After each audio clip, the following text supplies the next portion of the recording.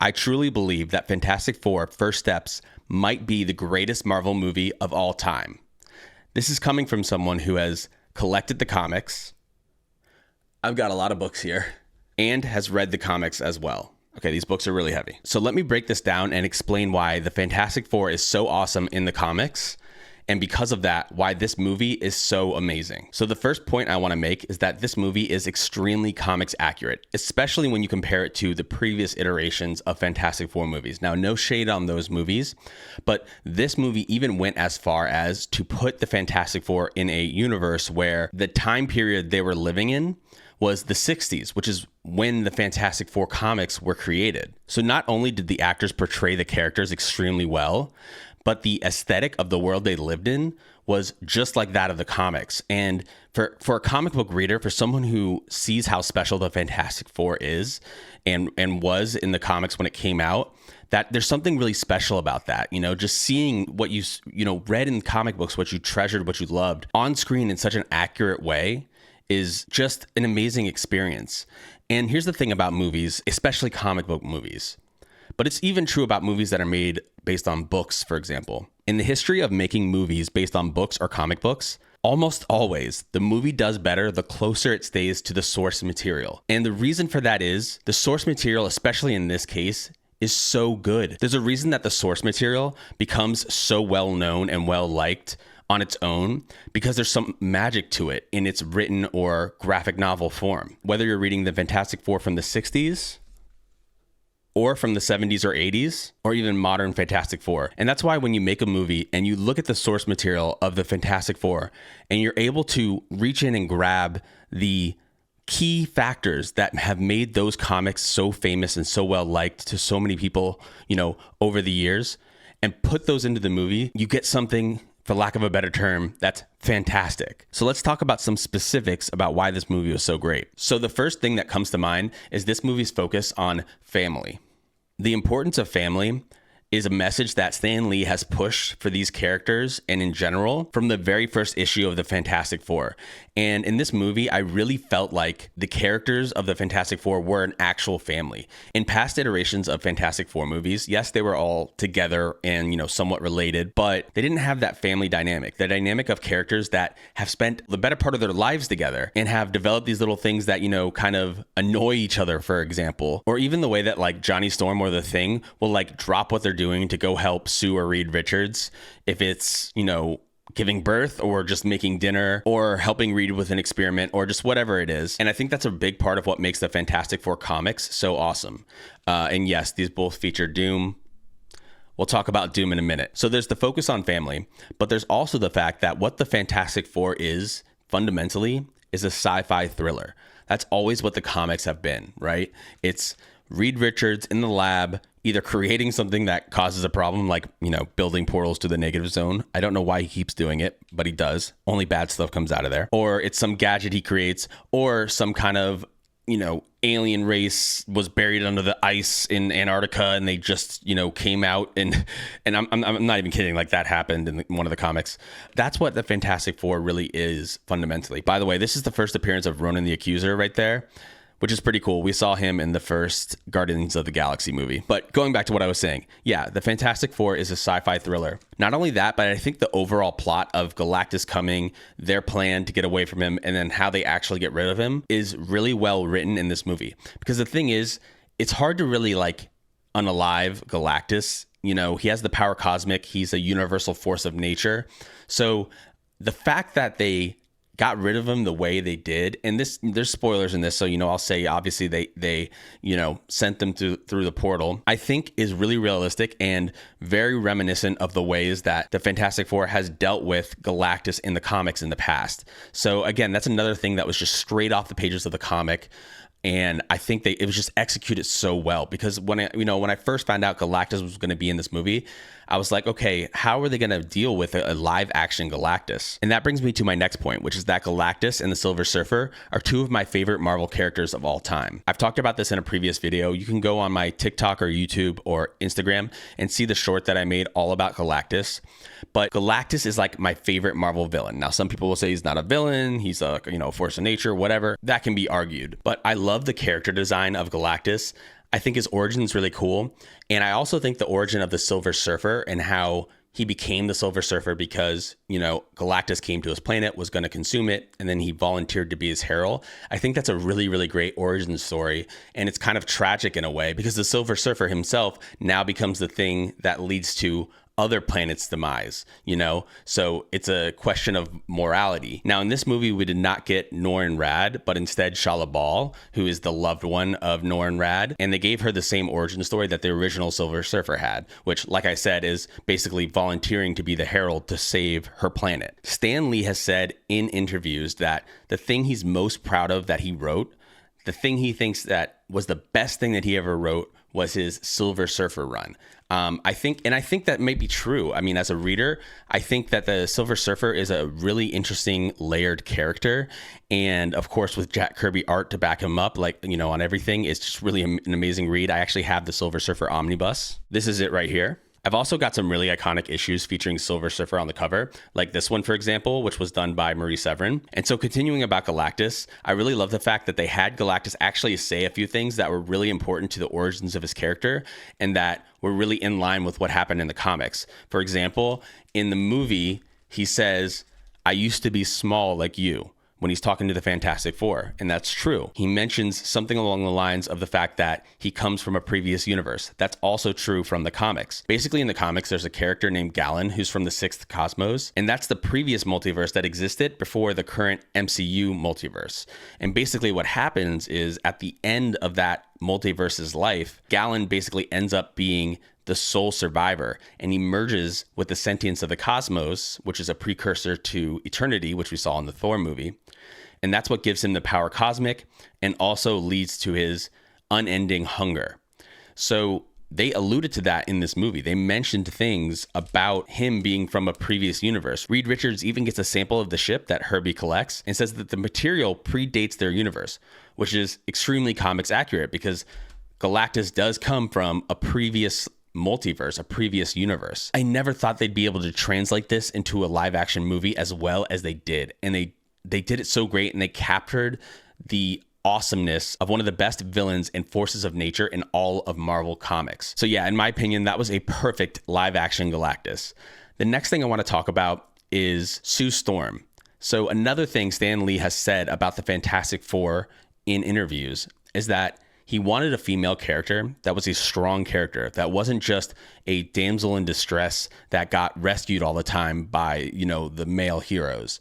He wanted her to be powerful in her own right and a, contributing member of the team just as much as anyone else. And I think this movie did a really good job showing just how amazing the Invisible Girl really is.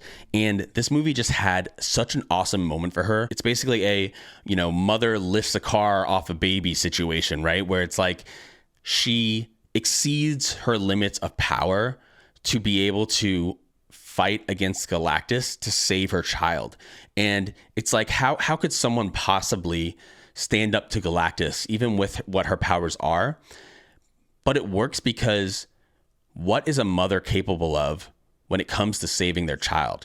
How far can they go? How far past their limits can they go? They did a great job with Sue Storm in this movie. Next, let's talk about a fan favorite of the Fantastic Four, The Thing. So I think The Thing was perfectly cast in this movie. The actor from The Bear, Eben Moss-Backrack, gave us what I think is the best portrayal of The Thing that has ever been in any movie. The Thing is a character that's complex to play because there's a lot of internal struggle within this character, mostly to do with his appearance after, what happened with the cosmic rays, turned him into the Thing. But also to do with his past, his upbringing in New York and basically the tough kind of life that he lived there before meeting Reed Richards and becoming part of the Fantastic Four like he eventually would. And they did a lot of little things in this movie that were really true to the character of the Thing. One small thing that I liked, just because it was, straight off the pages of the comic, was that they put him in the outfit that he often wears in the comics, which is like the hat, and then the trench coat. And he was walking down the street in that. And that is, and it's so funny because would that really hide his appearance to anyone? No, he's enormous. But he does that in the comics to try to kind of be, incognito. And they put him in that exact outfit in the movie, which I just thought was really great. And then they even had, the beginnings of like a love interest there, which I'm hoping that that'll get explored in other movies. Now in the comics, the early love interest that I'm aware of is with a blind woman that's also a sculptor. It looks like they went in a different direction with this character, played by the actress who's from Orange is the New Black. And actually she's from a lot of stuff now, Natasha Lyonne. Yeah, it's the beginning of a romance there, and I'm interested to see where that goes. Like I said, it's not the character I was expecting from the comics, but we'll see how that relationship develops. I also like the fact that in this movie, they showed how powerful the Thing really is. He's pulling the huge, tanker ship.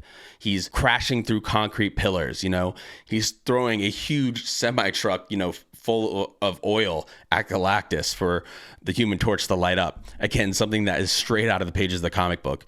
And past iterations of the Thing have showed he's strong, but none, I think, to this extent. Ultimately, he's not as strong as the Hulk, I'll give you that, but he is insanely powerful. And in the comics, he's done some really, really amazing stuff with his strength. So I just love the fact that they really showed that off in this movie. Moving on from the Thing, let's talk about another thing that I loved about this movie, which was the inclusion of Herbie. Herbie is a really classic Fantastic Four character. There he is. This comic book I'm holding is the first appearance of Herbie. And it's just so Fantastic Four that they would have this little, helper robot. And it has like tapes that you insert in the head, which is like kind of 60s technology going into something that's way more advanced than any technology we'd have now, which again is something that was in the comics. In the comics, it was a mesh of 60s, like old classic 60s technology, but then flying cars and ray guns and, and teleportation and stuff that we didn't have. And I think the character itself was just really likable in this movie. I'm sure a lot of fans that were unfamiliar with Herbie are going to come out of this movie knowing who Herbie is and really liking this robot. So I don't know. I think that it's just another really great decision by the team that made this movie was to include Herbie. It's just such a nice touch. It's like icing on the cake of Fantastic Four awesomeness. And then let's talk about Pedro Pascal's portrayal of Reed Richards. He did an amazing job. Reed Richards is kind of a serious character. He's not a character that jokes a lot in the movies. And Marvel has had this issue, I think, in some of their recent movies where they've leaned a little bit too hard into the constant jokes. This movie had its little funny bits, but it had a serious tone because the stakes in this movie were so high. I mean, the stakes were the entire Earth. This is Galactus we're talking about. So even though there was some comic relief mixed in, it had an overall serious tone, which I think was a really good direction to go. And the fact that Reed Richards wasn't just making jokes all the time because, he was one of the main stars of the movie, I think is really comics accurate. He's an intellectual in the comics. That's what he is. He's a thinker, and he's always analyzing the situation. And Pedro Pascal's portrayal of this character is exactly the same way, and it's something too that because of his intelligence, he has an internal battle. He has a struggle that other people don't have just because of the way he sees the world. And again, they captured that in this movie. So I think that character was played really well. Now, the Human Torch, I think, was played really well as well. I don't have as much to go into on the Human Torch as I have some of the other characters, but I think the effects of the Human Torch, like the special effects, were done really well. I like the fact that he could, again, this is comics accurate, he could have certain parts of his body be, in fire, and like his hands wouldn't be if he needs to like carry someone to safety. This is something that the Human Torch does do in the comics, and they had that in this movie, which is great because it makes a lot more sense than your hands being on fire and trying to carry someone and just burning them. And in the comics, he's a little bit of a womanizer, a little bit, and always playing pranks on Ben Grimm, the Thing, which they showed that in this movie. So they kept true to the, the source material there. And I just overall think that the actor who played the Human Torch overall did a really, really good job in this movie. By the way, this comic book right here, the very first appearance of Aunt Petunia, the Thing's Aunt Petunia. I don't remember, I've only seen the movie once, if he references his Aunt Petunia in this movie. I would have loved if he did, because that's something that the Thing does all the time. And this is a character no one thought actually existed, because he would just reference her like saying crazy things and you thought it was just something the Thing said, but Aunt Petunia does exist, and this is her first appearance. And the set design was awesome, and they had this amazing scene where they're in the spaceship and the Silver Surfer's chasing them, and they're using FTL, faster than light travel, which is another sci-fi thing, which is so awesome. And then they go near a black hole, and Reed Richards says, "Oh, there's going to be time dilation, which is something that would happen near a black hole." And that's why when they return, the camera crews say like, "Oh, they've been gone for a month," and that's because they were near a black hole, so time moves slower to them.